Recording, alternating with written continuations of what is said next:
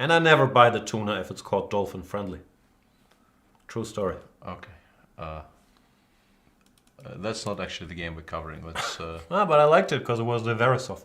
Oh, yeah, I mean, he played H4 even. Yeah, it does seem attractive. This is the Knight Edge line. But Yeah, we promised you guys. And the other one is a Marshall, where there will be 25 moves of theory. We don't know this theory, but I know a lot about the Marshall.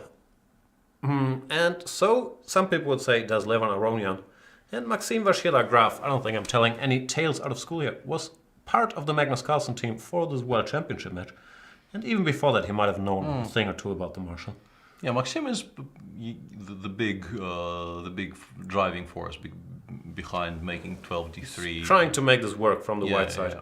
Levon has shown his hand here recently against, who was it? Maybe even Kayakin in Vaikanzee or one of these tournaments. Not sure it was against Kayakin.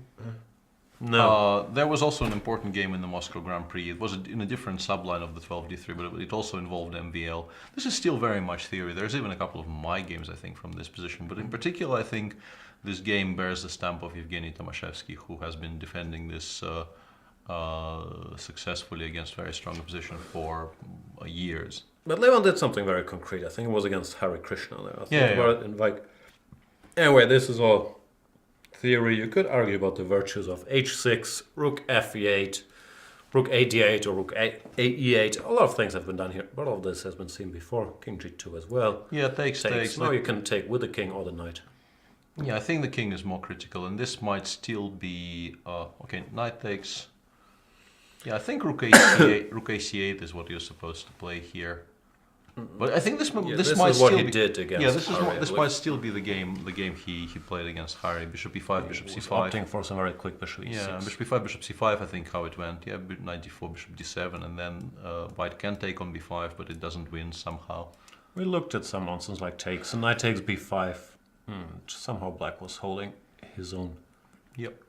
Big theory discussion here in the Blitz game. Goes to show this game is important to both of these guys because Yeah. if Levan holds, he's cruising. Well, if Maxim wins, he's very much a favorite. And also, weren't we supposed to look at So Nakamura? Yeah, that's what we told people, and then we I just never made it completely to scroll switched. all the way there. So Okay, that's kind of interesting because that line is supposed to be completely horrible for black, and bishop d7 is. Is this some old Kasparov-Korchnoi game? Possibly, but Korchnoi-Kasparov. that's weird. Yeah, and they're both also playing extremely fast, so it seems like they're both very familiar with this territory.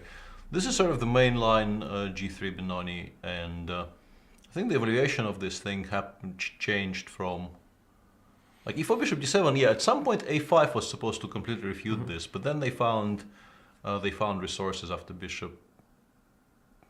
What did they play after a5? They somehow still sacrificed some material. I used to look at this, but I don't remember anything these days. I read the chapter in the Avruch book, which is, I think, recommending this for white, and I know there was some improvement, but I'm also not up to date. Yeah. So, without going too much into the history of theory development in this line, this is extremely sharp, and I'm starting to like black here, especially after f5. Gf, you can take with the bishop, go knight d6, rook f8. This I did not expect. Can you go queen e5, queen f7? He's still playing extremely fast, so he either just blundered a piece before our eyes, or he knows something about this position. No, I don't think this can no longer be. No, I thought what he was doing was kind of clever, because I thought he was taking with the bishop on f6 and then going knight d6, rook f8 and creating a lot of counterplay. No, this looks completely No, you lost. just resign, no? This bishop goes somewhere. I guess he'd play knight g3 and hope to muddy the waters somehow, but I don't think he will get very far. Yeah, that's a weird miss by Hikaru. He doesn't normally make mistakes. Sort of short, precise calculation is one of his stronger points, and that didn't seem like a very difficult variation to spot. Unless we're missing something, but I don't think we are. Yeah, I mean, you can take on c3 here and continue playing, but your position is just completely resignable. Bishop g5. It's just a piece. Piece down. Yeah, it's just a piece. There's never going to be enough compensation here. Rook a3 I quite like as well. Oh. Bishop. King h1, even rook af3, bishop h6, just give mate yourself. I like king h1. Yeah, that's clean. Bishop e3. Because after queen b2 you might now have to go back to c1, but then you will probably come to your senses and play king h1 anyway. I'll go back to a1. I'll go back to a1, but I quite like bishop c1, king h1. I think it's solving it by tactical means. Also, no. Don't do tactics, Wesley. We can't be expected to see any of those on this pro. Speaking for myself. Yeah. Kramnik Carlson, please. Let's go there. I think. All right, piece is a piece. Yeah. Although this is a very dry technical endgame, so. What is so exciting here? I don't know why people are demanding this game. Yeah, that makes no sense. Yeah, that makes no sense to me. Well, we'll probably end in a draw. And MVL against Lev is just. MVL just went for what seems like a clear-cut technical. This is a dead draw if the rooks disappear. Yeah, but I guess MVL was happy enough with his tournament situation, so he felt he didn't really need to refute anything. I think MVL was also slightly curious maybe to see Levon's preparation in this line, even though if he had seen that tournament game, he already knows. Yeah. Because it reached this position. Yeah, I think it even reached some... Yeah, even 95 bishop c6, I think we're still following that game, but... There, Harry managed to keep some pieces on the board, and the game kind of continued a bit longer than this one will, but the result was the same. Okay, draw in this one, Fabiano Caruana against Vishianat. Vishy is currently a pawn up, but his king is very unsafe, and once again, in practical terms, you take white here. You take white, but after h5, I'm no longer entirely sure. Knight f6, queen f2, queen c3 might be awkward for black though.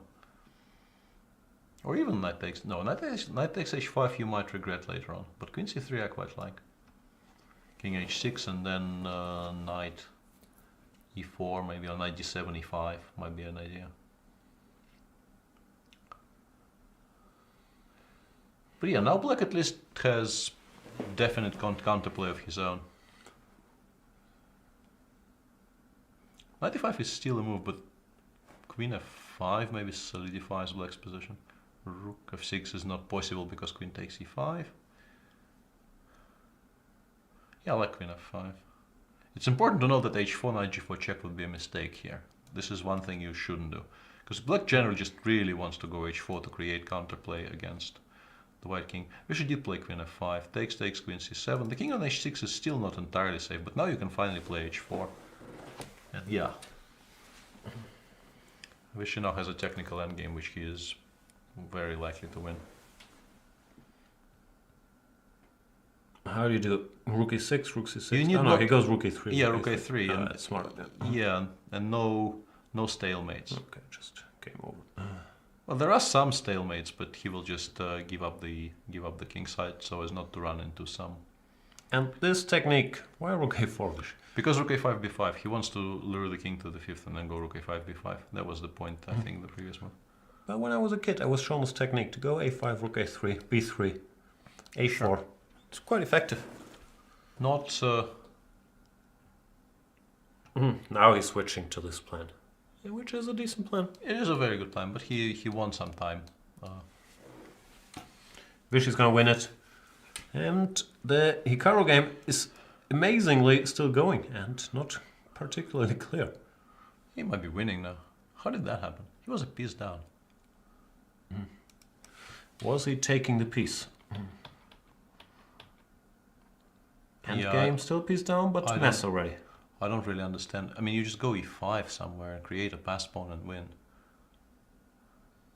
Even this doesn't look terrible. Yeah, this is where Hikaru is. This plan looks... What do I know? But this plan looks a little slow. Well, he got stuck with this rook on c2, which is doing nothing. But yeah, he will feel very unhappy about potentially losing this game. Well, I say potentially, I mean he is objectively completely lost in the current position. Whether he will actually lose it or not is harder to judge. But you just go c2, rook c8, d3, and he didn't even check much further. Well, yeah, even king d2. How did that happen? He was a piece down. Was he taking the piece? End Yeah, game still piece down, but I mess already. I don't really understand. I mean, you just go e5 somewhere and create a pass pawn and win. Even this doesn't look Yeah, terrible. yeah. This is where Hikaru is. This Very plan true. looks, what do I know, but this plan looks a little slow. Well, he got stuck with this rook on c2, which is doing nothing. But yeah, he will feel very unhappy about potentially losing this game. Well, I say potentially. I mean, he is objectively completely lost in the current position. Whether he will actually lose it or not is harder to judge. But you just go c2, rook c8, d3, and He didn't even check much further. well, yeah, even king d2, he's going for No, the d2. yeah full greed, no rook against queen, just queen the d pawn and win. Yeah, That's a bit of a, surprise win. Yeah, this is very harsh, and also apparently Karakin flagged Giri in a very bad position. That's what chat is saying to us.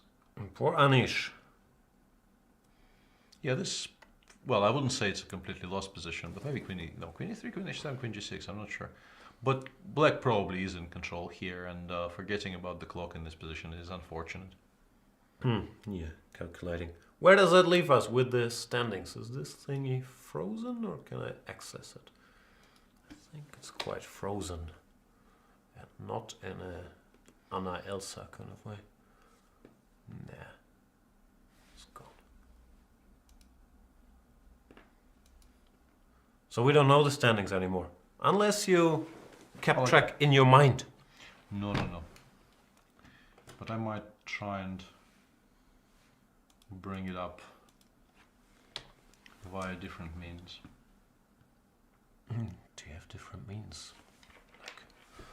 Like mobile telephones? Yes, we have ways. Do you think it's weird that the Germans are the only people that call their mobile or cell phones handies? Yeah, It's I not always a German word. Yeah, I always found it somewhat bizarre. I grew up in the belief that this is the English word for it. It's a handy. But it's not. No, it's not.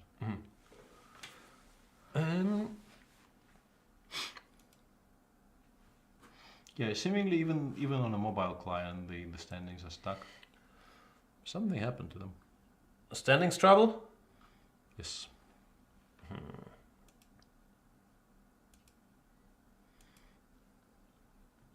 Then we shall be stuck as well. Motionless.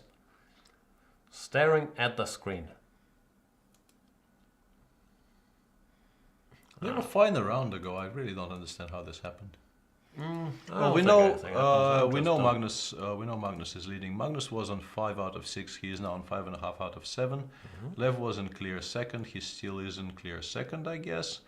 MVL is on +1, half a point behind Lev. MVL was sharing with Wesley.